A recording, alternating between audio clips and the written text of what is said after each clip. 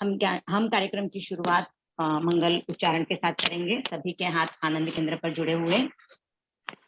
अज्ञानतिमिरान्धानां ज्ञानाञ्जन शलाकया चक्षुरुन्मीलितं येन तस्मै श्री गुरवे नमः। तस्मै श्री गुरवे नमः। ये श्लोक मैंने जो बोला इसका अर्थ शायद जो टीचर्स हैं उनको तो पता होगा, पेरेंट्स को भी लगभग किसी को पता हो सकता है, पर बच्चों को इसका अर्थ मैं बताना चाहूंगी। इस श्लोक का अर्थ है कि जिस तरह से हम आंखों को सुंदर दिखाने के लिए काजल का प्रयोग करते हैं, तो काजल लगाने से आंखों की सुंदरता और बढ़ जाती है। आजकल तो काजल नहीं, आईलाइनर, मस्कारा, बहुत सारी चीजें यूज की जाती है और ये लेडीज लोग यूज करती हैं मेकअप के तौर पे, तो क्योंकि उनको ही आंखें ज्यादा सुंदर दिखानी होती हैं। सुंदरता की मूरत लेडीज कही जाती है, लड़कियां कही जाती हैं, तो वही इसका प्रयोग करती है। पर प्रत्येक व्यक्ति चाहता है कि उसका जीवन सुंदर बने, उसके जीवन से अज्ञान का यानी अनअवेयरनेस का जो अंधेरा है वो दूर हो जाए। तो उस अंधेरे को दूर करने के लिए व्यक्ति ज्ञान का प्रकाश चाहता है। और ज्ञान का प्रकाश कहाँ से प्राप्त हो सकता है, कौन देगा? वो क्या सनलाइट से हमें नहीं मिलने वाला है, हम घर में ट्यूबलाइट जलाएं, बल्ब जलाएं, उससे नहीं मिलने वाला है। तो ज्ञान का प्रकाश हमें कौन देते हैं? हमारे गुरु। तो आचार्य महाश्रवण जी हमारे गुरु हैं, हमारे परम आराध्य हैं। हमें जो भी ज्ञान मिलता है उनसे मिलता है, और उनसे भी पीछे पीछे अगर हम जाएं तो शुरुआत आचार्य भिक्षु से, उनके भी पीछे जाएं तो हमारे गुरु, हमारे देव जो कहलाएंगे वो है भगवान महावीर। क्योंकि भगवान महावीर से हमें ज्ञान जो मिला है, उन्होंने जो प्रत्यक्ष देखा, प्रत्यक्ष अनुभव किया, उन्होंने अपनी आंखों से देखा, जो भी पदार्थ देखे, जो भी रूपी अरूपी मूर्त अमूर्त जो भी चीजें उन्होंने देखी, उसका हमें स्पष्ट विवरण बताया, और उनका ज्ञान आज हम फॉलो कर रहे हैं। तो ऐसे तो कहा जाता है कि जो आपको एक अक्षर का भी ज्ञान देता है वो आपका गुरु होता है। जो कोई भी आपको सिखा के जाता है, भले एक छोटा बच्चा भी आपको सिखा के जाए, एक स्मॉल इंसेक्ट आपको सिखा के जाए, तो वो भी आपका गुरु है। जैसे आप जानते हो, एक कहानी आपने स्कूल में बार बार सुनी है कि एक राजा वॉर पे गया था युद्ध करने के लिए, और वो वहां से हार गया और वो जंगल की तरफ भाग गया। जब वो जंगल की तरफ भागा तो उसने देखा वहां पे कि एक चींटी दीवार पर चढ़ने की कोशिश कर रही थी। तो बार बार चढ़ रही थी, बार बार गिर रही थी, बार बार चढ़ रही थी, बार बार गिर रही थी। पर एट लास्ट ट्राई करते करते करते करते वो चींटी ऊपर चढ़ गई, और राजा ने ये देखा तो उसे ये सबक मिला कि मैं अब तो हार गया हूं, लेकिन मैं वापस पूरी तैयारी के साथ आऊंगा। और वापस वो पूरी तैयारी के साथ गया, उसने वॉर किया और वो विनर हो गया। तो इसीलिए तो हम लोग कहते हैं, क्या कहते हैं? Try try but don't cry. सभी बच्चे ये बोलते तो हैं, पर ये try try but don't cry जो है वो हमें हमेशा ट्राई करते रहना है। और हमें सिखाने के लिए कोई भी व्यक्ति, कोई भी इंसेक्ट, कोई भी जानवर मीडियम बन सकता है। और हमें हर किसी से सीखने की कोशिश करनी है। हमें किसी से भी सीखने की कोशिश करनी है, इसका मतलब क्या है? हमें किसी से बुराई नहीं सीखनी है। जहां कहीं पर भी हमें बुराई दिखाई दे तो उसमें से भी हमें अच्छाई निकाल के लेनी है, और हमें अच्छाई को ग्रहण करना है। हमें बुरी वस्तुओं को, बुरे ज्ञान को ग्रहण नहीं करना है। तो ये जो है हमारी स्पेशलिटी है, क्योंकि हम ह्यूमन बीइंग हैं, हमारे पास ब्रेन है, पावर है, माइंड की पावर जो रीजनिंग माइंड है। तो रीजनिंग माइंड हमें सिखाता है कि अच्छा हमको लेना है और बुरे को छोड़ देना है। जैसे हंस, जब उसको दूध और पानी मिक्स करके भी दिया जाता है, स्वैन इंग्लिश में जिसे स्वैन कहा जाता है, उसको दूध और पानी का भी मिक्सचर दिया जाता है ना, तो भी वो उसमें से सिर्फ दूध दूध लेता है, पानी पानी अलग निकाल देता है। तो उसकी जो बीक है उसमें वो स्पेशल क्वालिटी है, वो उसमें उसकी क्वालिटी है कि वो दूध को ही ग्रहण करती है।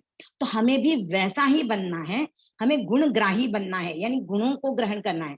अगर बुरी वस्तुएं, बुरा ज्ञान, बुरी चीजें हमें दिखाई दे तो हम उसको छोड़ दे, इग्नोर करें, उनको सुने ही नहीं, तो हम अच्छी अच्छी वस्तुएं सीखने जाएं।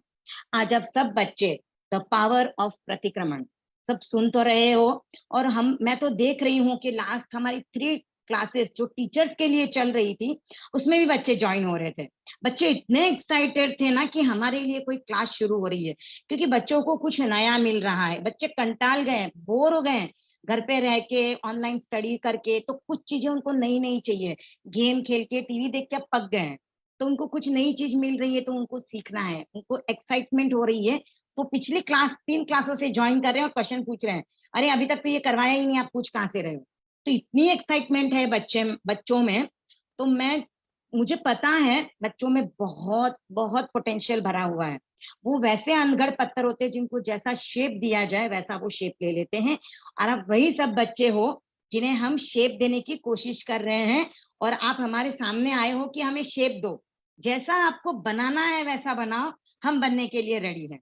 तो ये आपकी जो समर्पण भावना है हम टीचर्स के प्रति, ज्ञानशाला के प्रति, ये एक साधुवाद की पात्र हैं। हम आपके बहुत आभारी हैं, क्योंकि आपके बगैर ये कोई भी कार्यशाला, हम कोई भी अगर सोचे चीज तो कंप्लीट होने का कभी भी पॉसिबल नहीं हो सकता है। इवन पेरेंट्स को भी बहुत बहुत धन्यवाद, क्योंकि आप बच्चों को मोटिवेट करते हो। हम तो सिर्फ बोल के पढ़ा के छोड़ देते हैं, और उनको लर्न करवाने का जिम्मे आपका होता है, और आप उसमें भी बहुत एक्टिवली पार्टिसिपेट करते हो। तो सभी पेरेंट्स को, सभी ज्ञानार्थियों को बहुत बहुत साधुवाद, और आप सभी को अग्रिम कॉन्ग्रेचुलेशन, बहुत बहुत बधाई कि आप प्रतिक्रमण सीखने ही वाले हो। शुरुआत कर दी है आपने, तो अब आप एंड तक जरूर पहुंचोगे, और आप कुछ न कुछ नया सीख के जाओगे, सिखा के जाओगे। तो हम सब यहाँ मिलके कुछ सीखेंगे और कुछ सिखाएंगे, और कुछ अपनी आत्मा में, अपने जीवन में, अपने रहने में, अपने आचरण में हम कुछ चेंजेस लाने की कोशिश करेंगे इस प्रतिक्रमण के द्वारा। क्योंकि प्रतिक्रमण तो हम करते बहुत सालों से आ रहे हैं, पर अब it's the time of revolution. क्योंकि अभी पूरी दुनिया में रिवॉल्यूशन आ गया है, बाहर घूमने वाली दुनिया घर में कैद हो गई है। तो फिर हम क्यों नहीं बाहर से अपनी आत्मा के साथ कैद हो जाएं, अपनी आत्मा के भीतर जाएं, और अपनी आत्मा का अवलोकन करके हम उस आत्मा के लिए कुछ कार्य करें। इतने टाइम तक हमने अपनी बाहरी दुनिया के लिए बहुत कार्य किया, हमारी सेंस ऑर्गन्स को, हमारी जो भी हमारी इच्छाएं हों उनको पूर्ति करने के लिए हमने बहुत बहुत बहुत कोशिशें कर ली इतने सालों से। अब हम ये कोशिश करें कि हमारी आत्मा को क्या जरूरत है, हमारी नेक्स्ट जो भव आने वाला है उसमें हमें क्या साथ ले जाना है, हमें कैसे सुधारना है हमारे आगे के भवों को, हमारे आगे के जीवन को, हमारे आगे के जन्मों को। उसके लिए हम प्रयत्न करेंगे, उसके लिए हम कुछ सीखेंगे। तो ठीक है, तो हम शुरुआत करते हैं। मैं आपसे स्क्रीन शेयर कर रही हूँ, आप लोगों को कुछ चीज देखनी है और समझना है। जैसे आप स्कूल में जाते हो तो सबसे पहले आपको अल्फाबेट सिखाए जाते हैं, उसके बाद ग्रामर सिखाया जाता है। और सभी बच्चे, आजकल के जो ट्रेंड है उस हिसाब से सभी बच्चे कॉन्वेंट में जाते हैं, और सबको इंग्लिश लैंग्वेज, उसके अल्फाबेट और उसका ग्रामर सिखाया जाता है।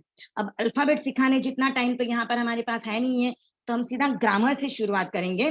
और ग्रामर भी हम एकदम शॉर्ट, एक अपर, एकदम ऊपर से ग्लांस करेंगे, थोड़ा सा अभी समझ लेंगे, और बाद में जैसे जैसे हमारी क्लासेस बढ़ेंगी वैसे हम साथ साथ में ग्रामर को और पक्का करते जाएंगे। तो अभी मैं आपको इंग्लिश ग्रामर से स्टार्ट करके फिर मैं आपको हिंदी ग्रामर तक लेके जाऊंगी। तो मैं स्क्रीन शेयर कर रही हूँ, आपका ध्यान रहे।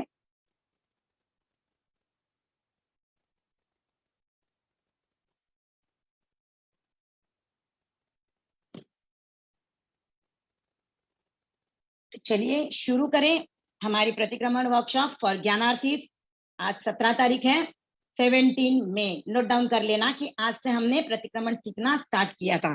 देखिए सबको कितना टाइम लगता है और कौन कितना फास्ट निकलता है, क्योंकि सब जगह रेस लगी हुई है, तो हम यहाँ पर भी रेस लगाएंगे। पर ये रेस हमारी पॉजिटिव हेल्दी रेस होगी कि हम अपनी आत्मा के लिए कितना प्रयत्न करके प्रतिक्रमण को कितना आत्मसात करते हैं।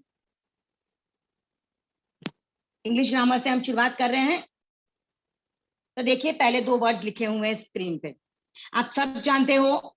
ये वर्ड है एक्सेप्ट, और राइट साइड वाला जो वर्ड है वो है एक्सेप्ट।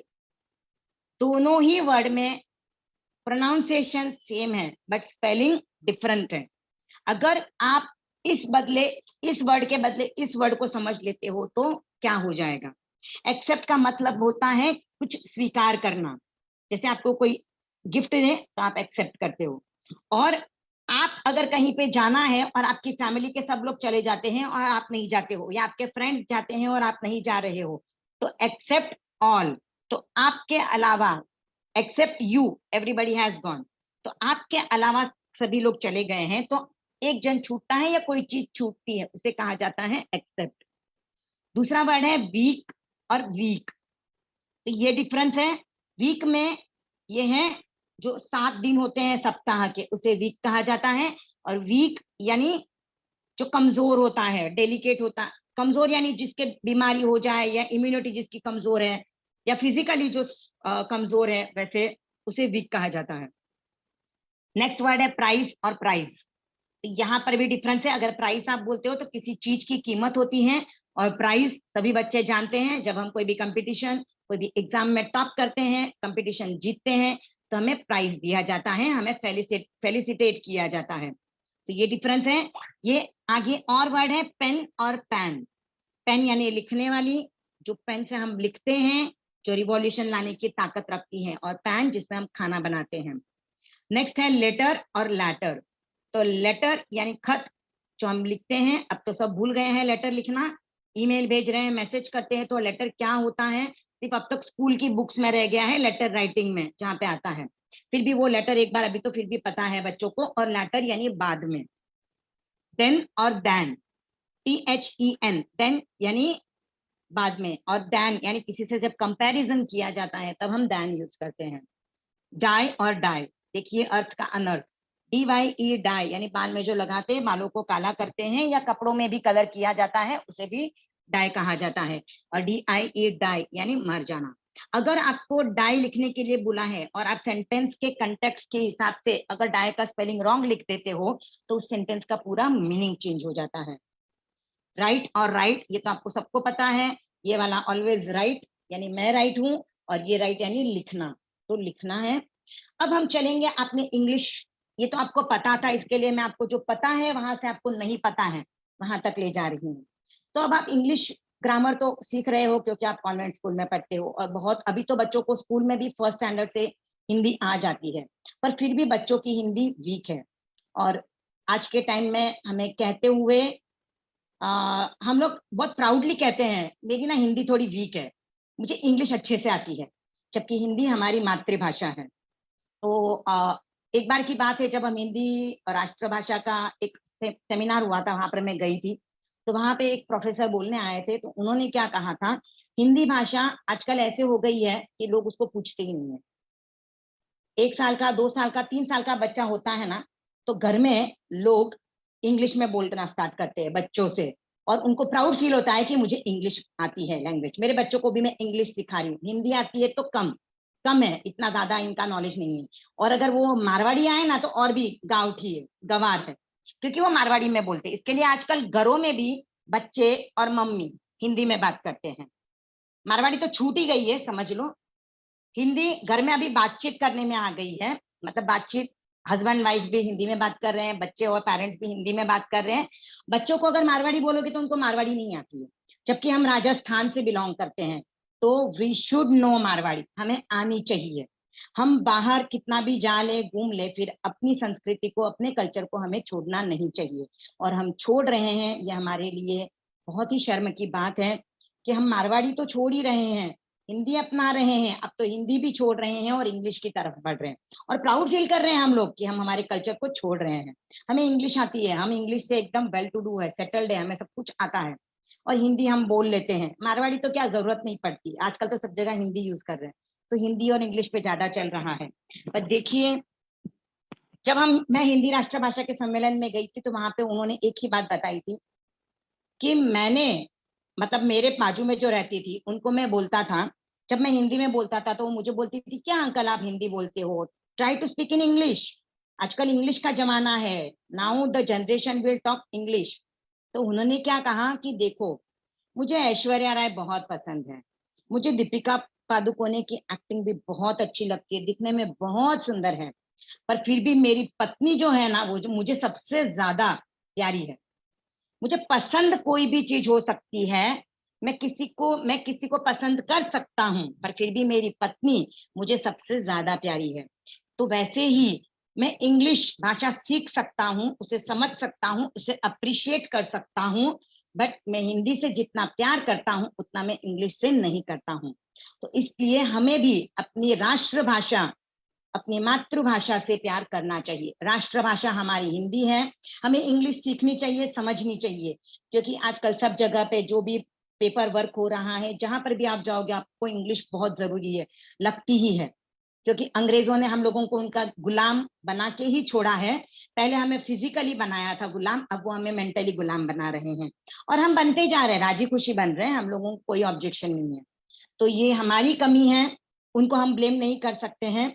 गुरुदेव ने, आचार्य तुलसी ने एक नारा दिया था, निज पर शासन फिर अनुशासन। तो हमें खुद पे शासन करना है, खुद पे कंट्रोल करना है। हमें इंग्लिश तो सीखनी ही है, सीखनी पड़ेगी, क्योंकि आज के टाइम की डिमांड है। पर हमें हिंदी को भी नहीं भूलना है, हिंदी को भी सीखना है, हिंदी को नहीं छोड़ना है। तो हम आज के बाद ये शब्द नहीं बोलेंगे कि मेरी हिंदी वीक है, मुझे हिंदी नहीं समझ में आती, मुझे हिंदी इतनी पढ़नी नहीं आती है, मुझे लिखना नहीं आता है। हम हिंदी भी अच्छे से सीखेंगे, तो हिंदी व्याकरण की ओर बढ़ेंगे हम। तो यहाँ पर देखिए, अब देखिए, जब आप प्रतिक्रमण पढ़ रहे हो, 25 बोल पढ़ रहे हो, उस समय पे आपको हिंदी पढ़नी होती है। तो अभी तो आपके लिए बहुत फैसिलिटी करके रखी है हम लोगों ने। आपके लिए हम हिंदी के साथ साथ इंग्लिश में भी लिखा हुआ लेके आते हैं, क्योंकि बच्चे ज्ञानशाला की तरफ अट्रैक्ट हो, बच्चे कुछ सीखें, बच्चे उसको इजीली ग्रास्प कर सके। इसके लिए तो मैंने भी आपके लिए वही एक कोशिश की है, हिंदी के साथ साथ इंग्लिश में भी आपको लिख के दिखाया है। चिंता और चिता, देखिए दोनों वर्ड में कोई ज्यादा डिफरेंस नहीं है। आप हिंदी की एंगल से देखोगे तो एक बिंदी का डिफरेंस है, और इंग्लिश के एंगल से देखोगे तो सिर्फ एन का डिफरेंस है। पर अगर ये एन बीच से हट जाएगा तो वर्ड का मीनिंग चेंज हो जाएगा। आप चिंता के बदले अगर चीता बोल देते हो तो क्या होता है, चीता का मीनिंग आपको नहीं पता होगा। जब इंसान की डेथ होती है तो उसके लकड़ी नीचे रख के उसके ऊपर उसको लिटाया जाता है, और फिर इसका अग्नि संस्कार किया जाता है, उस डेड बॉडी को जलाया जाता है। अब तो इलेक्ट्रिक मशीन में भी होता है अग्नि संस्कार, बट हम वही एक ट्रेडिशनल मीनिंग समझ के चले कि जब इंसान की डेड बॉडी को जलाया जाता है तो वो जो लकड़ियों के ऊपर उसको सुलाया जाता है उसे कहते हैं चिता। और जब हम वरीड होते हैं, स्ट्रेस मैनेजमेंट की क्लास बहुत की होगी आप लोगों ने इन 2 साल में, 1.5 सालों में, क्योंकि यही चल रहा है सब जगह पे, स्ट्रेस मैनेजमेंट, एंगर मैनेजमेंट, ये वर्कशॉप वो वर्कशॉप वो, तो आप कर ही रहे हैं। तो stress management, time management, anger management सब सीख रहे हो। तो ये जो स्ट्रेस मैनेजमेंट का वर्ड है चिंता हिंदी में, तो ये अगर आप चिंता के बदले चिंता बोलते हो तो मीनिंग चेंज हो जाता है। तो हमें ये चेंज नहीं करना है, हमें ध्यान देना है वर्ड्स के ऊपर बिंदी लगी है तो। नेक्स्ट वर्ड है, सेम वर्ड है, चिता और चीता। यहाँ पे क्या डिफरेंस हुआ है आप लोग आइडेंटिफाई कर पा रहे होंगे शायद। इतना टाइम नहीं है मेरे पास कि मैं आपसे पूछूं, क्वेश्चन करूं और आप मुझे आंसर दें, क्योंकि हम लोग थोड़ा लेट हो गए हैं नेटवर्क की वजह से या जैसे भी हम समझे। तो मैं बता देती हूँ, यहाँ पे डिफरेंस दिख रहा है आपको ची का। एक ची जो है वो छोटा वाला यानी ह्रस्व ची जिसे हिंदी में कहते हैं, और दूसरा ची है वो दीर्घ ची, यानी जो हम थोड़ा लॉन्ग प्रोनाउंस करते हैं। चीता और चीता, इन दोनों का मीनिंग, चीता का तो मैंने आपको मीनिंग बता दिया। चीता यानी लेपर्ड, यानी एक एनिमल है। तो अगर आप जो ह्रस्व ची बोलना है उसके बदले दीर्घ ची बोल देते हो तो भी मीनिंग चेंज हो जाता है। वर्ड्स दोनों सेम है, बट जब मीनिंग आपका सिर्फ मात्रा छोटी, इंग्लिश में कैसे होता है ना, आपने अल्फाबेट उधर चेंज कर दिए तो प्रॉब्लम होती है, यहाँ पर आप मात्रा इधर उधर कर देते हो तो प्रॉब्लम होती है हिंदी में। तो आपको ये मात्रा प्रोनाउंस करते हुए भी ध्यान रखना है, लिखते समय भी ध्यान रखना है। चिता, चीता, तो देखिए चीता बोलते समय मैंने ची जल्दी बोल दिया है, और चीता तो ची को थोड़ा लंबा लिया है। आगे है, जब डबल वर्ड होते हैं तो तस् और तस, दोनों का डिफरेंस, यहाँ पे हाफ स लिखा हुआ है तो हमें उसको तस् बोलना है, तो हमें त पे थोड़ा प्रेशर डालना है, और तस। ओके, नेक्स्ट है देखिए वर्ड धर्म और धर्म। हम धर्म भी बोल हमारा धर्म जैन धर्म है, हम क्या बोलेंगे, बहुत बार सुनने में आ जाता है जैन धर्म। तो ये जो है जिनको नहीं पता है ये प्रोनाउंसिएशन, या सुनते सुनते, या जिन्होंने एजुकेशन बहुत कम लिया हुआ है, वो लोग बोलते हैं हमें इस तरह से नहीं बोलना है। जैसे आप लोग पढ़े लिखे हो, मोबाइल में आप अलार्म लगाते हो या अलाराम लगाते हो, आप क्या बोलते हो, अलार्म बोलना चाहिए, पर सब लोग अलाराम बोलते हैं, तो हम लोग भी यूज टू हो गए हैं, हम लोग भी अलाराम बोलते हैं। तो हमें अलार्म बोलना चाहिए, बिकॉज उसका स्पेलिंग क्या है, ALARM, अलार्म। तो वी शुड स्पीक या प्रोनाउंस अलार्म, तो वहां पे अलार्म नहीं बोले। वैसे ही यहाँ पर धर्म और धर्म, ये है धम्म और धम। जो डबल वर्ड का मीनिंग मैंने बताया था या मैं बता रही थी, तो धम्म, तो हम धम्म, जो धम्म दयाणम पार्टियों में आएगा आगे, और ये धम यानी धम से गिरना, ये शब्द का अलग मीनिंग है। वैसे ही सामायिक और समाई है, हमारी दादी या बोलते हैं मैं समाई कर रही हूँ, समाई करूंगी, पर हम बोलेंगे सामायिक, because we are educated literated people. So literate people हैं हम लोग, तो हमें सामायिक वर्ड यूज करना चाहिए।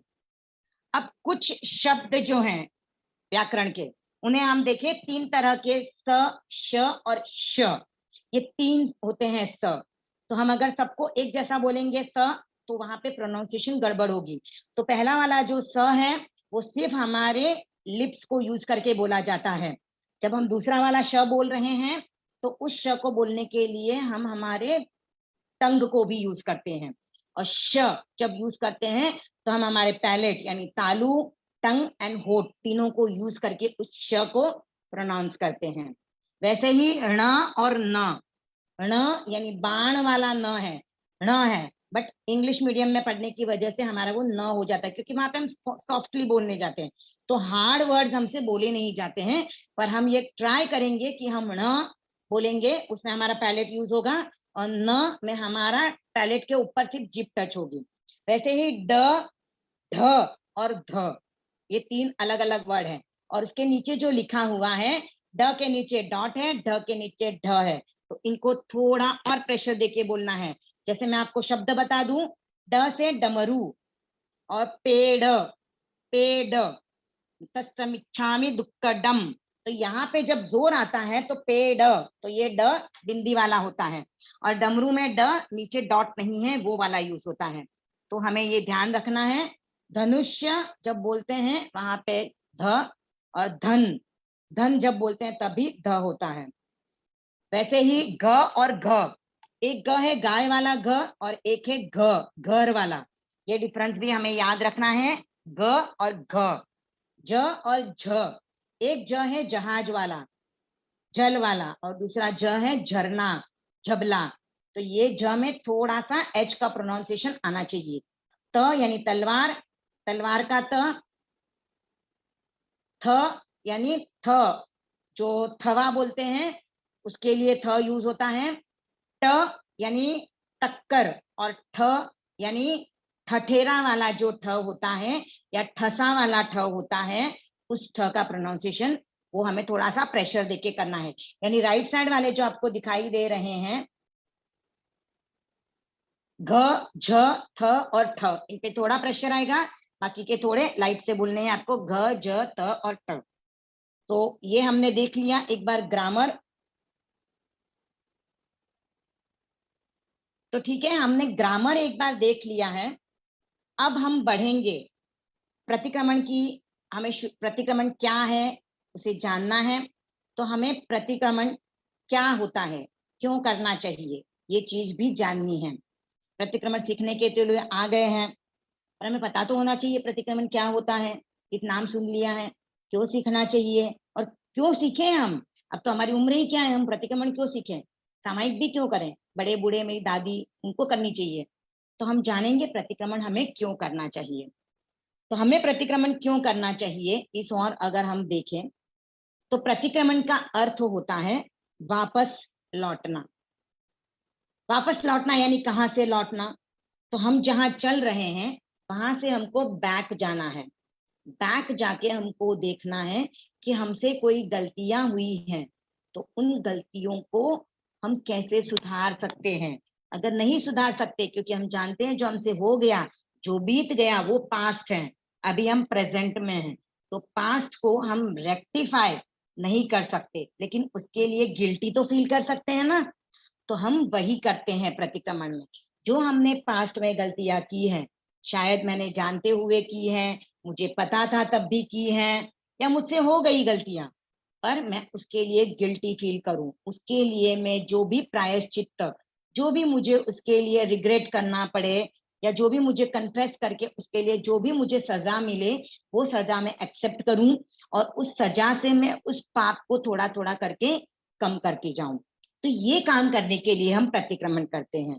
जैसे आपने अभी, हम तो शेर को देखते नहीं है, लेकिन शेर, लायन की एक क्वालिटी होती है कि वो चलता है और फिर वापस थोड़ा पीछे मुड़ के देखता है, वो सीधे सीधे चलता ही नहीं जाता है, वो थोड़ा चलेगा वापस पीछे मुड़ के देखेगा, इसके लिए उस पर इजीली कोई अटैक नहीं कर पाता है, और वो थोड़ा आगे जाके वापस मुड़ के देखता है, तो हम भी अपनी लाइफ में ये रूटीन बना लें, ये आदत बना लें कि हम भी हमारी लाइफ में जो जो दिन बीतते हैं उन उन दिनों को हम वापस एक बार पीछे मुड़ के देखें, क्योंकि हमारी जो रेस है, हमारी ट्रेन है, हमारी लाइफ की गाड़ी आगे बढ़ती जा रही है। पर हम ये नहीं जानते हैं कि जैसे जैसे हमारा एक दिन बीत रहा है वैसे वैसे हम हमारे डेथ के करीब जाते जा रहे हैं। हम बर्थडे सेलिब्रेट करते हैं, बहुत खुश होकर सेलिब्रेट करते हैं, पर हमें ये नहीं लग रहा है, हमें ये समझ नहीं आ रही है कि मेरी लाइफ का एक साल कम हो गया। हम खुशियां मनाते हैं, मैं 18 की कंप्लीट हो गई, मैं 25 की कंप्लीट हो गई, और हम चाहते हैं कि सब भी उस चीज में खुश हो। लेकिन हमारा एक साल लाइफ का कम हो रहा है, जैसे जैसे हमारा एक दिन बीत रहा है, एक नाइट जा रही है, नया दिन शुरू हो रहा है, तो एक दिन हमारी जिंदगी से कम हो रहा है, तो हम डेथ की तरफ बढ़ रहे हैं। तो ये जीवन जब खत्म होगा तो एक दूसरा जीवन हमें मिलने वाला है। उस जीवन में जाने के लिए हमारे पास कुछ तो, हमारी टिफिन हमारे पास होना चाहिए, हमारी खुद की एक बैंक बैलेंस होनी चाहिए। वो बैंक बैलेंस नहीं जो आपके अकाउंट्स में यहाँ पर बैंक्स में जमा है, या आपके पापा ने आपके लिए जोड़ के रखी है, या आप खुद जोड़ने वाले हो आगे बड़े होकर, या आपके पापा आपको कमा के दे रहे हैं, या आप आगे जाके कमाने वाले हो। वो बैंक बैलेंस आपके साथ कहीं पर भी नहीं जाएगी। जैसे ही हमारी डेथ हो जाएगी ये बैंक बैलेंस यहीं पे रह जाएगी, और हमारे फैमिली वाले लोग सिर्फ श्मशान तक हमारे साथ आने वाले हैं। हमारे साथ जो चीज जाएगी इस दुनिया को छोड़ के, वो जो हम यहाँ पे जो धर्म करके या हम कोई भी कार्य, अच्छे कार्य करके जो यहाँ पे बैलेंस इकट्ठा करेंगे, जो अकाउंट में हमारे हम डिपॉजिट करेंगे, वो वाला बैंक बैलेंस हमारे साथ अगले जन्म में जाएगा। और वहां जाके हमें कैसी लाइफ मिलेगी वो अभी हम जो यहाँ पे बैंक बैलेंस बनाएंगे उससे डिसाइड होगा। आज हम जो यहाँ पे लाइफ देख रहे हैं, हमें अच्छा घर मिला है, अच्छा परिवार मिला है, हमें अच्छा एजुकेशन मिल रहा है, जो चीज हमने मांगी वो चीज हमें मिल जाती है। बहुत लोग तो ये भी एग्जाम्पल देते हैं कि हम लोग सिल्वर स्पून मुंह में लेके पैदा हुए हैं, कोई गोल्डन स्पून लेके पैदा हुआ होगा, या कोई इस तरह की लग्जरी देख रहा है। आज हम जो टेक्नोलॉजी यूज कर रहे हैं, महंगे महंगे लैपटॉप, फोन, आईफोन से नीचे तो मुझे लगता है आजकल हमारे बच्चे बात ही नहीं करते। इवन 8 7 स्टैंडर्ड के बच्चों के पास मोबाइल है, 4 5 स्टैंडर्ड के पास बच्चों के पास मोबाइल है। तो ये जो हमारी लाइफ है, जो हमें ये लग्जरी मिल रही है, जो इतना अच्छा माहौल मिल रहा है, अच्छे पेरेंट्स, अच्छा धर्म, और इवन हमने जो जैन धर्म पाया है, जन्म से पाया है हमने जैन धर्म, अगर हम उसको कर्म से पाना चाहते हैं तो हमें उसके लिए हमारे कर्म, हमारे कार्य वैसे करने होंगे, तो हम कर्मणा जैन बनेंगे। और जो पीछे का बैंक बैलेंस लाए हैं वो हम यहाँ पे यूटिलाइज कर रहे हैं, पर वापस बैंक बैलेंस हम इकट्ठा कर रहे हैं या नहीं, इस और भी हमें ध्यान देना है। और हमें ये बैंक बैलेंस हमारा पीछे से जो हम लाए हैं उससे भी ज्यादा पावरफुल करना पड़ेगा, क्योंकि धीरे धीरे सिचुएशन, टाइम सब वर्स्ट होते जा रहे हैं। अभी आप देख रहे हो 1.5 साल से सिचुएशन ऐसी वर्स्ट है, शायद हमने ऐसे कहीं ना कहीं कुछ हुआ है हमसे, पूरी दुनिया से ऐसा कुछ हुआ रहेगा कि हम इस तरह की ये पेंडेमिक को हम फेस कर रहे हैं। तो हमें आगे इससे भी और बुरे हालात आने वाले हैं, तो हमें उनको फेस करना है। तो हमें उसके लिए अपना बैंक बैलेंस इतना स्ट्रांग करना पड़ेगा कि हम वैसे टाइम में जाएं ही नहीं, हम यहाँ से ऐसे लाइफ जाएं कि ये पूरा खराब टाइम निकल जाए और हम वापस जब अच्छा टाइम आए इस वर्ल्ड का, उस समय पे हम वापस जन्म लें, ताकि हम बुरे टाइम में जन्म ले ही नहीं। तो हम ऐसा बैंक बैलेंस इकट्ठा करने के लिए यहाँ पे इकट्ठा हुए हैं और उस तरफ हम बढ़ रहे हैं। तो अब मैं प्रतिक्रमण की जो पहले हम जो सीखना चाहिए उसकी शुरुआत करने जा रही हूँ। तो हम चलते हैं नमस्कार महामंत्र की ओर। प्रतिक्रमण की शुरुआत जो होती है वो नमस्कार महामंत्र से होती है। तो हम नमस्कार महामंत्र की ओर चलते हैं, बढ़ते हैं और देखते हैं।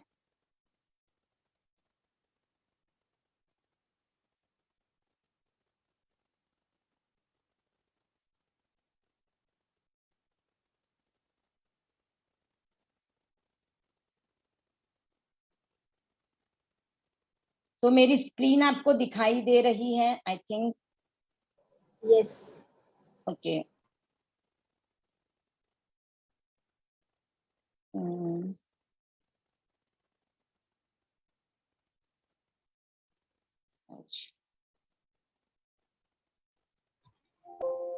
आंटी जी नो थैंक्स करके प्रेजेंट कर दीजिए। ओके, बट स्लाइड शो नहीं हो रहा है। प्रेजेंट के प्रेस कीजिए, शेयर के बाजू में प्रेजेंट है। कौन सा शेयर? ऊपर की हाँ तरफ हाँ पैनल। हाँ हाँ हाँ हाँ, okay okay, I got it. तो नमस्कार महामंत्र की ओर हम बढ़ रहे हैं। सबको आता है नमस्कार महामंत्र, सभी बच्चों को, पेरेंट्स को, सभी को आता है, पर हम इसका प्रोनाउंसिएशन एक बार देखेंगे।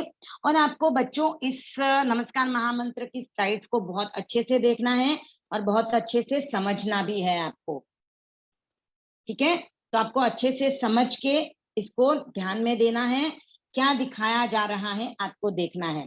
इसका अर्थ भी मैं आपको बताऊंगी और क्या होता है वो भी आपको बता रही हूँ। तो देखिए, आप इसका प्रोनाउंसिएशन देखिए, नमो, जैसे मैंने बताया न और न का डिफरेंस, तो यहाँ पे नमो, पर हिंदी में हमने इंग्लिश में जब लिखा है तो NAMO ही लिखा है, बिकॉज इंग्लिश में एन न लिखने के लिए कोई प्रोविजन नहीं है। तो इसको हम ध्यान देंगे, जहां पर भी NA आ रहा है ये नमो है, हम साथ में हिंदी भी देख रहे हैं, नमो। अरहंताणम, अरहंताणम, हम नमो अरहंताणम ही बोलते हैं। तेरा पंथ की मान्यता के अनुसार हम अरहंताणम बोलते हैं। अरिहंताणम भी बोलते हो तो राइट ही है, क्योंकि दोनों का मतलब सेम ही होता है। अरिहंताणम मतलब भी वही है जिन्होंने अपने अरि यानी दुश्मनों का नाश कर दिया है। दुश्मन कौन है? राग और द्वेष, यानी हेट्रेड और लव, ये दोनों जो हैं वो हमारे दुश्मन हैं। हम किसी से लव करते हैं तो भी वो हमें बांध के रखता है, और हम किसी से हेट करते हैं तो वो भी हमें बांध के ही रखता है। तो ये दोनों ही हमारे दुश्मन हैं, उनका जो नाश कर देता है, उनको जो खत्म कर देता है, वो होता है अरिहंताणम। और अरहंताणम वो होते हैं जिन्होंने अर्हता प्राप्त की है। कौन सी अर्हता? तो उन्होंने 4 गणगाती कर्मों का क्षय कर दिया है। 4 मेन कर्म, वो कर्म जिनको खत्म कर देने के बाद जो जीव है वो इस दुनिया में न तो उसका बर्थ होता है और न उसकी डेथ होती है, वो यहाँ से चला जाता है और बाद में वो वहां पे स्थित हो जाता है जहाँ पे न कभी बर्थ होता है न कभी डेथ होती है। तो न बर्थ की पीड़ा न डेथ की पीड़ा, दोनों ही पीड़ा उनको सहन नहीं करनी पड़ती है। नेक्स्ट है नमो सिद्धाणम, नमो सिद्धाणम, इस वर्ड को ध्यान से देखिएगा, आपको सी पे थोड़ा सा जोर देना है, सिद्धाणम। नेक्स्ट है नमो आयरियाणम, री रस्व है यानी छोटी री है, उसके लेफ्ट साइड में ये ई की मात्रा लगी है, इसके लिए आपको कैसे बोलना है? आयरियाणम, आयरियाणम, ठीक है? आ को थोड़ा सा लंबा लोगे, आयरियाणम। नमो उवज्झायाणम, यहाँ पर आपको झ पे जोर डालना है, बिकॉज आप झ को देख रहे हो, वो झरने वाला झ है, झबले वाला झ है, तो आपको उसको उवज्झायाणम ऐसे प्रोनाउंस करना है। नमो लोए सव्व, सव्व साहूणम, हु की मात्रा, बड़ी ऊ की मात्रा दी हुई है, और जैसे आप इंग्लिश में देखोगे तो मैंने ये थोड़ा अपने हिसाब से चेंज किया है। प्रॉपर जो कहीं पर भी आपको बुक्स में स्पेलिंग मिलेगी वो ऐसी नहीं मिलेगी, मैंने अपने हिसाब से इसको थोड़ा मॉडिफाई किया है, क्योंकि इंग्लिश मेरे हाथ में है यहाँ पे लिखनी। तो मैंने यहाँ पे डबल यू लिया है, एक यू लेती हूँ तो साहूणम बोलना है, और मैं डबल यू डालती हूँ तो साहूणम, तो ये मुझे इजी लगा तो मैंने ये ऐड किया है यहाँ पर। नेक्स्ट है एसो, अब यहां तक जो था हमारा नमो लोए सब्ब साहूणम तक, ये नमस्कार महामंत्र के 5 पद है। अब जो आगे की 4 लाइन आती है वो नमस्कार महामंत्र का महत्व बताता है। नमस्कार महामंत्र का महत्व क्या है? हम जानते हैं नमस्कार महामंत्र जैन धर्म का सबसे पावरफुल और सबसे फर्स्ट नंबर 1 मंत्र है। हम और किधर भी नहीं भागे, अलग अलग मंत्रों को नहीं बोले, सिर्फ नमस्कार महामंत्र का उच्चारण करें तो उसमें सब चीज आ जाती है। तो मैं आपको एग्जांपल दूं, जैसे मैंने स्टार्टिंग में आपको एक श्लोक बताया था, अज्ञान तिमिरांधा नाम ज्ञानांजन शलाकया, गुरु की महिमा बताते हुए, तो अगर मैं वो श्लोक भी नहीं बोलूं, मैं सिर्फ नमस्कार महामंत्र का उच्चारण करूं, तो वहां पे गुरु ऑलरेडी आ गए हैं, क्योंकि आचार्य पद में गुरु आ जाते हैं। तो सभी प्रकार के श्लोक इस नमस्कार महामंत्र में समा जाते हैं। नमस्कार महामंत्र में 14 पूर्वों का ज्ञान है। 14 पूर्व इतनी बड़ी नॉलेज की राशि है, इतना बड़ा ज्ञान है कि वो हर कोई को मिलना पॉसिबल नहीं होता है। उस 14 पूर्व का ज्ञान भी इस नमस्कार महामंत्र में है। तो इस नमस्कार महामंत्र का महत्व जो है वो आप देखेंगे। एसो पंचणमुक्कारो, यहाँ पर भी क डबल है तो आपको ध्यान देना है, मुंह पे आपका थोड़ा सा जोर आएगा। एसो पंचणमुक्कारो सव्व पावपणासणो, सव्व पावपणासणो मंगलाणम च सव्वेसिम, मंगलाणम च सव्वेसिम पढ़मम। यहाँ पर ढ के नीचे बिंदी नहीं है, फिर भी हमको ढ पे जोर देना है। पढ़मम हवई मंगलम, हवई नहीं करना है बिकॉज ई की मात्रा छोटी है, तो पढ़मम हवई मंगलम। ये 4 नमस्कार महामंत्र का अर्थ है। अब वापस आपको नमस्कार महामंत्र दिखाई दे रहा है, तो अब आपको मैं इसके कलर्स, इसके पिक्चर्स, कौन अरहंत होते हैं वो सब इसका अर्थ हम जानेंगे। तो शुरू करते हैं। नमो अरहंताणम, आप देख रहे हो लिखा हुआ है, इसके बाजू में पिक्चर बनी हुई है। तो हम नमस्कार करते हैं किसको, तो अरहंत की पिक्चर आपको दिखाई दे रही है। तो नमो अरहंताणम का अर्थ होता है अरहंतों को मेरा नमस्कार। अरहंत कौन होते हैं, जिन्होंने 4 गणघाती कर्मों का क्षय कर दिया है, उसके बाद उनको केवल ज्ञान प्राप्त हो रहा है। इस इमेज में जैसे आप देख रहे हो चारों बाजू में लाइट आ गई है, तो केवल ज्ञान वैसा लाइट है जो जैसे हम सन के ऊपर बादल आते हैं, क्लाउड्स छा जाएं तो सन दिखाई नहीं देता है, लेकिन जब क्लाउड्स पूरी तरह हट जाते हैं तो सन एकदम पूरी अपनी तैयारी के साथ पूरा ग्लो, पूरी लाइट, पूरी हीट हम पे डाल देता है। तो वैसे ही केवल ज्ञान होता है जब हमारी आत्मा पर से, हमारी सोल के ऊपर से जब क्लाउड्स हट जाते हैं, जो कर्म के आवरण है, 8 ही कर्मों के आवरण, उसमें से जो मेन पहले 4 कर्म है वो हट जाते हैं, तो हमारी सोल भी ऐसे प्यूरिफाई हो जाती है और ऐसे एनलाइटनमेंट दिखाती है। और ऐसा नॉलेज हमको प्राप्त होता है, ऐसा नॉलेज हमको दिखाई देता है कि हमें आंख खोलने की भी जरूरत नहीं है, हम सीधा अपनी सोल से सब कुछ देख सकते हैं। सब कुछ, सब कुछ में सब कुछ, यानी मैं आपकी सोल को देख सकती हूँ, आप क्या सोच रहे हो वो देख सकती हूँ, इवन में बैक्टीरिया, जो चीजें बोलो, जो चीजें नहीं दिखाई देती हैं वो सब चीजें भी देख सकती हूँ, और वो मैं सिर्फ अपनी सोल से देख सकती हूँ। तो केवल ज्ञान जो होता है वो संपूर्ण ज्ञान, एक होल ज्ञान है। वो ज्ञान जिन्हें प्राप्त हो जाता है वो होते हैं नमो अरहंताणम। वो अरहंत, उन अरहंतों को हम नमस्कार करते हैं। नेक्स्ट पद है, इसका जो कलर है वो है व्हाइट। नमो अरहंताणम का जब हम ध्यान भी करते हैं तो हमें व्हाइट कलर का ध्यान करना होता है। नेक्स्ट है नमो सिद्धाणम। नमो सिद्धाणम में देखिए आप, ये नीचे मून का शेप बना हुआ है छोटा सा, उसके ऊपर वही सोल बैठी हुई है। तो ये जो मून का शेप है वो है सिद्धशिला, जो 5वीं गति मोक्ष गति कही जाती है। हम बार बार सुनते हैं मुझे तो मोक्ष जाना है, मुझे मोक्ष जाना है, तो सब लोग सोचते हैं यार ये मोक्ष कैसी जगह है, कोई एड्रेस बता दे तो चले जाए। तो उसका एड्रेस आपको महान कर्म निर्जरा करनी पड़ेगी, ज्ञान दर्शन चारित्र तप की आराधना करनी पड़ेगी, तब आपको एड्रेस उसका मिलेगा। और ये जो दिख रहा है मून के शेप का छोटा सा, वो है सिद्धशिला। ये हमारी इसी दुनिया में है पर एकदम टॉप में है, और वहां पे हम नहीं जा पाते हैं। जब हमारे 8 ही कर्म खत्म होंगे तभी हम जा पाएंगे।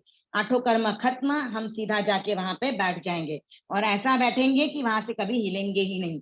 जैसे फेविकॉल लग जाता है ना किसी को, या फेविक्विक, तो उंगली जल्दी निकलती नहीं है, वैसे हमें भी वहां पे पहुंचने के बाद फेविक्विक लग जाएगी और हम निकल नहीं पाएंगे वहां से। फिर ना हम वापस इस दुनिया में आएंगे और ना कहीं जाएंगे, वहीं पे बैठेंगे आराम से, सिर्फ मजे करो।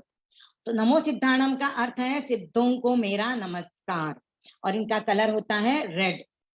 इसका जब भी ध्यान करते हैं तो रेड कलर का ध्यान आपको दोनों आईब्रोज के बीच में करना चाहिए, तो इससे आपका इंट्यूशन पावर भी स्ट्रांग होता है, और आपको जो एनलाइटनमेंट है वो जल्दी मिलने की पॉसिबिलिटी बढ़ जाती है। नेक्स्ट है नमो आयरियाणम। ये है आचार्यों को मेरा नमस्कार। और तेरा पंथ धर्म संघ में हम हैं, तो तेरा पंथी होने के वजह से हमें हमारे जो तेरा पंथ के आचार्य हैं, आचार्य महाश्रमण जी को हम इस पद से वंदना करते हैं। धर्माचार्य आचार्य एक ही होता है, हम अपने महाश्रमण जी आचार्य को वंदना कर रहे हैं। नेक्स्ट है नमो उवज्जायाणम। नमो आयरियाणम। आचार्य जो है वो कौन होते हैं, जिनमें 36 गुण होते हैं। जिनकी स्पेशलिटी होती है वो सबसे ऊपर होते हैं, इसीलिए वो पूजनीय आदरणीय होते हैं, उनका स्मरणीय भी होते हैं, उनको हमेशा स्मरण करना चाहिए, गुरु वंदना करनी चाहिए। इसीलिए हम ज्ञानशाला में भी क्षमा अवश्य करते हैं तो गुरु वंदना करते हैं। नेक्स्ट है नमो उवज्झायाणम। नमो उवज्झायाणम यानी उपाध्यायों को मेरा नमस्कार।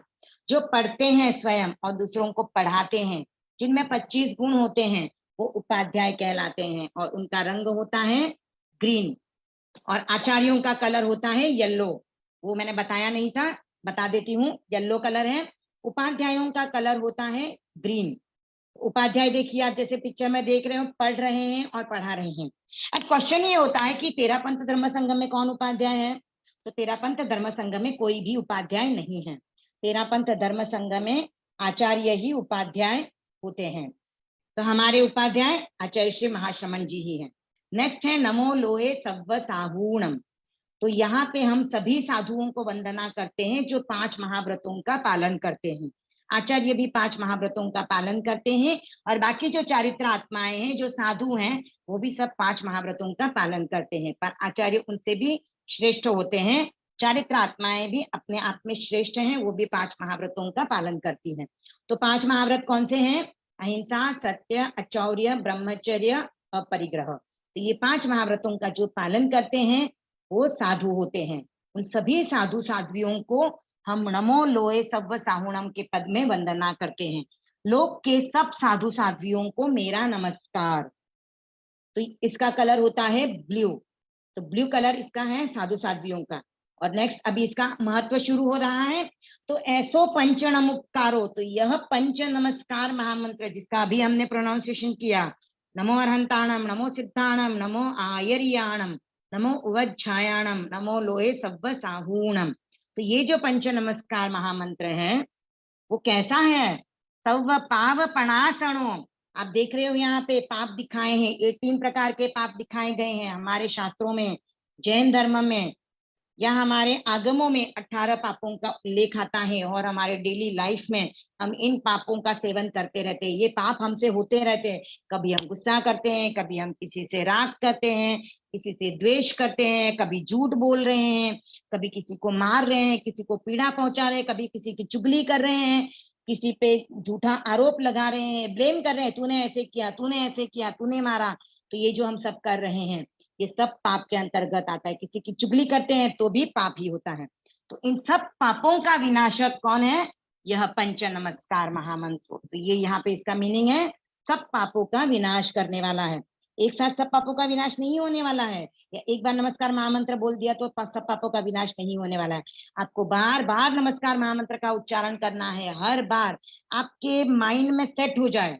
आप जहां कहीं भी जाओ, कोई भी आप पे विपत्ति आए तो आपको नमस्कार महामंत्र का उच्चारण करता है। आप अच्छा काम कर रहे हो तभी नमस्कार महामंत्र, कुछ बुरी सिचुएशन आए तो भी आपको नमस्कार महामंत्र का उच्चारण करना है। धीरे धीरे धीरे करके आपके सभी पापों का विनाश हो जाएगा। आपको और कहीं भटकने की जरूरत नहीं है, न कोई गणपति को जाना है, न शिव जी के पास जाना है, और न कोई और देवी देवताओं को लेना है। आपको सिर्फ नमस्कार महामंत्र की शरण ले लो, आपके सभी पाप दूर हो जाएंगे। नेक्स्ट है मंगलाणम च सव्वे सिंह, यानी जितने भी मंगल हैं, जितने भी ऐसी वस्तुएं हैं जो मेरा भला कर सकती हैं, उन सभी मंगलों में पढ़मम हवई मंगलम, यह प्रथम सर्वोत्तम मंगल है। ये सबसे टॉप पे है, सबसे फर्स्ट है। हम अगर नीचे के किसी मंगल या किसी देवी देवता को प्रायोरिटी दे रहे हैं तो ये हमारी गलती है। हमारे पास सबसे बेस्ट, सबसे सर्वोत्तम ऑप्शन होते हुए भी हम और किधर जा रहे हैं।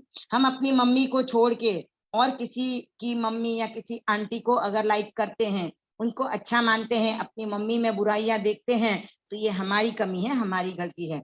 वैसे ही हमें अपने नमस्कार महामंत्र को छोड़ के हम अगर और किसी मंत्र को अपनाते, कोई गायत्री मंत्र बोलता है, कोई कौन सा मंत्र बोलता है, तो उन चीजों के पीछे हमें नहीं दौड़ना है, हमें नमस्कार महामंत्र की शरण लेनी है। ओम अरहम। तो हमने अब नमस्कार महामंत्र